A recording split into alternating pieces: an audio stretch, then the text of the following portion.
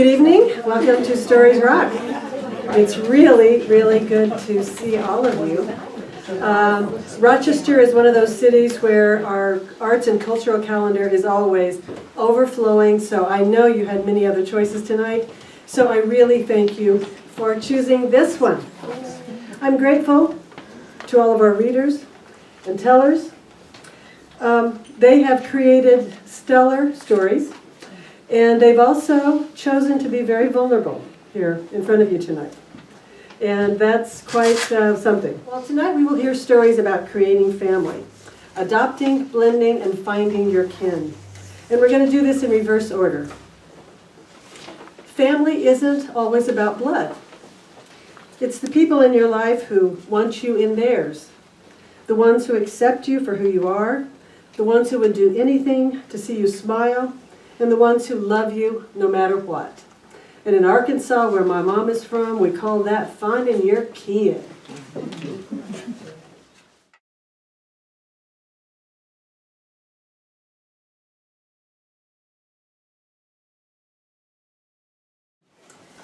Lizzie Elizabeth Bell is a blend of identities, a potpourri, currently in the act of again emerging from her chrysalis. She grew up in the Philadelphia suburbs, graduated from U of R, marched in New York City's first ever Gay Pride Parade, danced professionally, walked across the country, lived on ranches outside of Albuquerque, New Mexico, working as a cowhand, horse midwife, and carpenter, built a dream house in New Hampshire, graduated from seminary, was ordained, served 2 churches as pastor, and for the last 10 years took care of her mother, Elizabeth Bell Sr. As some of you may know, and some of you can only imagine, the passing of a parent has a way of recreating family. A little known fact, Lizzie has found one food she does not like: sun-dried tomato ketchup. Tonight she will read Condiment Queen.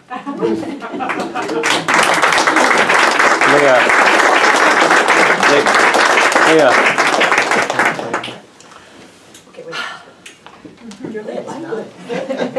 Condiment Queen. I invite you to imagine a kitchen table, large, round, pine. Surrounding this table, 2 chairs across from each other, and 5 stools, 3 to one side, 2 to the other. Seats waiting to be occupied. My parents in their chairs, us kids atop the stools. In front of each expectant seat sits a plate. Napkin and fork to the left, knife, spoon, and glass to the right.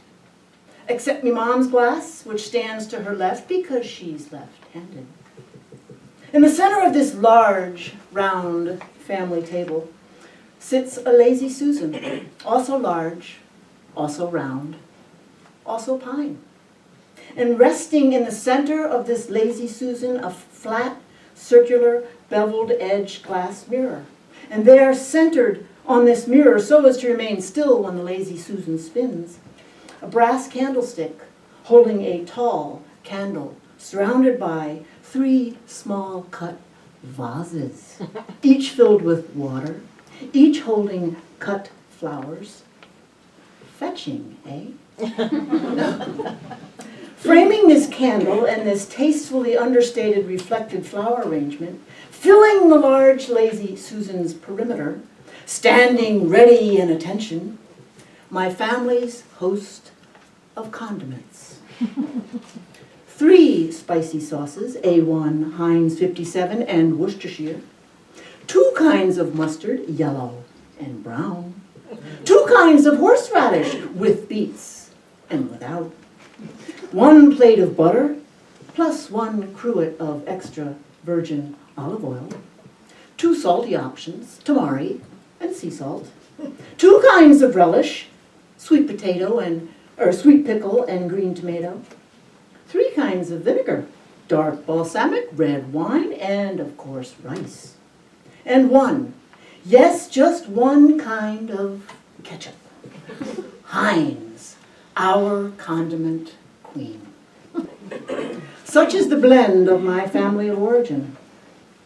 Though at first glance it may appear that my family does have two fundamental agreements, ketchup equals Heinz and condiments are a necessity, unfortunately it just ain't so. Though all us kids belong to the something for everything for the school of thought, to the end me dad remained rather anti-condimental. I do not know how my parents wove the fabric of their marriage and then kept it from unraveling. He, born and raised in the Deep South, who supported Governor George Wallace of Arkansas. Segregation then, segregation now, segregation forever, George Wallace for president. She, a New England Yankee with Pennsylvania Dutch roots, deeper than horseradish. He, who sincerely believed a girl should be raised to become a Southern belle and to be taken care of by her man. Thus, girls need not attend college. Well, finishing school's just fine, fashionable even. She, Ivy League educated and very independent. Not fiercely independent, but very. Oh, Frank, my mom would occasionally say in her version of Southern drawl, Frank, your next wife will say, yes, darling, whatever you say, your wish is my command. To which my dad would respond with a wholehearted laugh. Humor certainly helped bond their blend of marital bliss.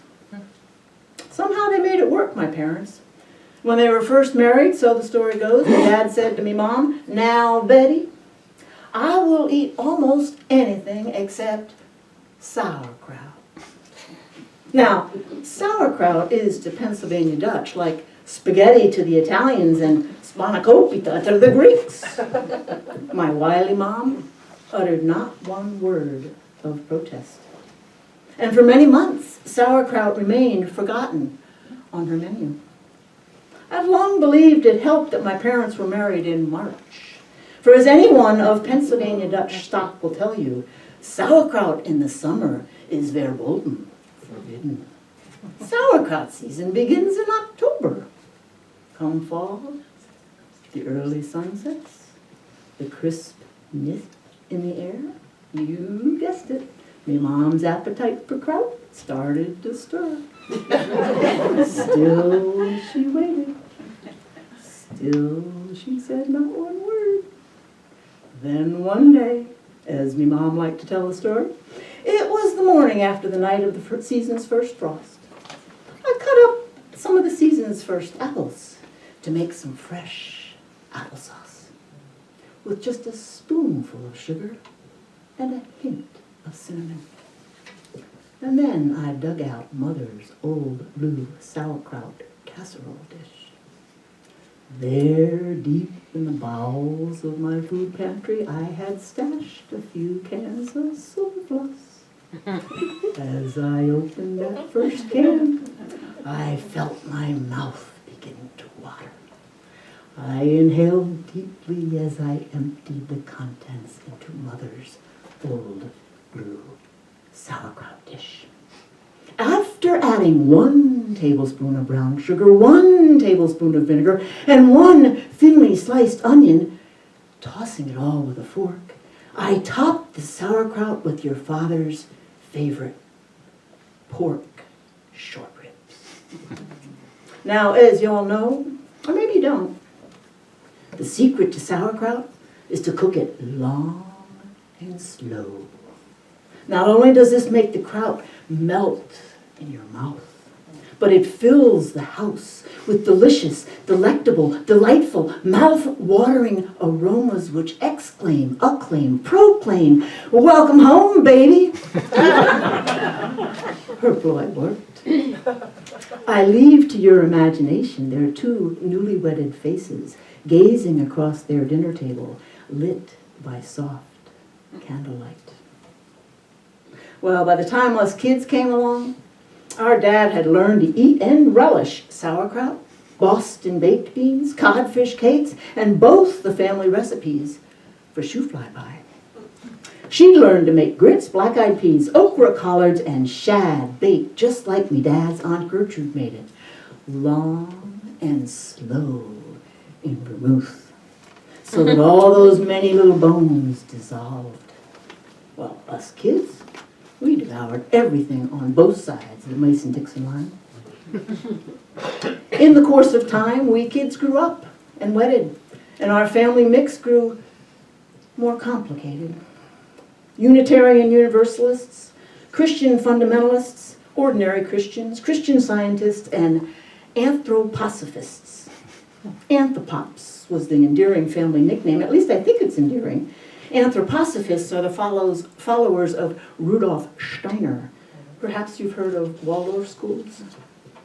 Well, the Christian fundamentalists prayed for the Unitarian Universalists, Anthroposophists, and the Christian scientists. And the UUs and Anthropops and Christian scientists all judged the Christian fundamentalists for judging them. And so it goes. One might say what had been our carefully blended mayonnaise began to separate. Fortunately, we could all agree on one thing. Ketchup equals Heinz. To this day, I say, thank God for ketchup. Then one day, one of our family anthroposophists got divorced and then remarried. In response, the family fundamentalists sincerely, lovingly began praying harder. And in response, the Christian scientists and the Unitarian Universalists and one of the ordinary Christians grew sincerely distant and silent. And then the other ordinary Christian, a lesbian, went to seminary, became ordained, and a woman pastor. And then she married a woman, an atheist. That would be me. Somehow, one of the Christian fundamentalists and I remained close. The other moved to the deep south and grew polite.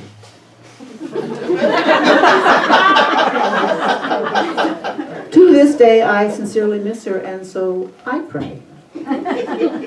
Well, with the passing of our mom, one of us kids now has that old, large, round, pine family table. Another has the 5 stools, another the 2 chairs, and another the lazy Susan.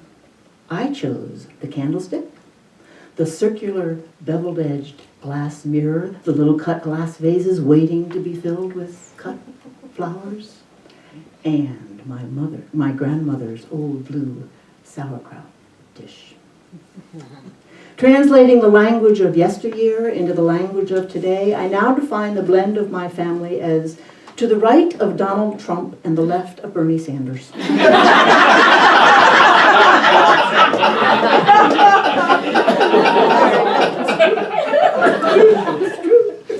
Sadly gone are the days of mayonnaise.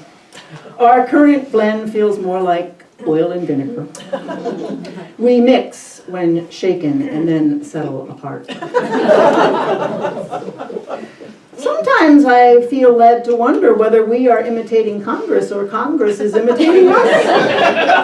But stay tuned, for still my family all agrees, sincerely and with certainty, ketchup equals Heinz.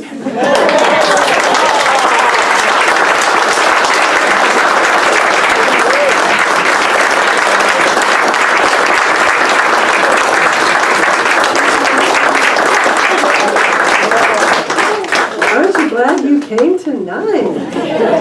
And aren't you glad for ketchup, huh?